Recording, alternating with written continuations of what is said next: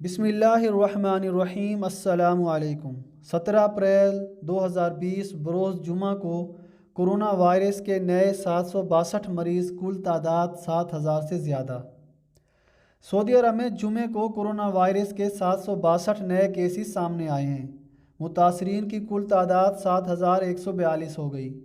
وزارت صحت کے ترجمان نے جمعے کو ریاض میں پریس بریفنگ کے دوران بتایا کہ صحت یاب افراد کی تعداد 1,049 ہے، جبکہ 4 مزید اموات کے بعد مرنے والے 87 افراد ہو گئے ہیں۔ مکہ مکرمہ میں کرونا کے سب سے زیادہ نئے مریض سامنے آئے ہیں، ان کی کل تعداد 325 ہے۔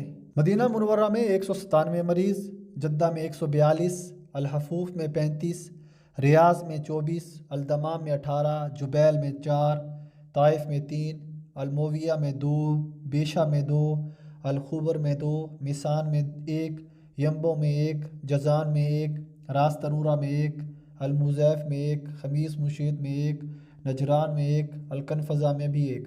ٹوٹل سعودی عرب میں مریضوں کی تعداد 7,142 ہے، جن میں صحت یاب ہو چکے ہیں، ریکور ہو چکے ہیں، ان کی تعداد 1,049 ہے۔ جو وفات پا چکے ہیں ان کی تعداد 87 تک پہنچ چکی ہے۔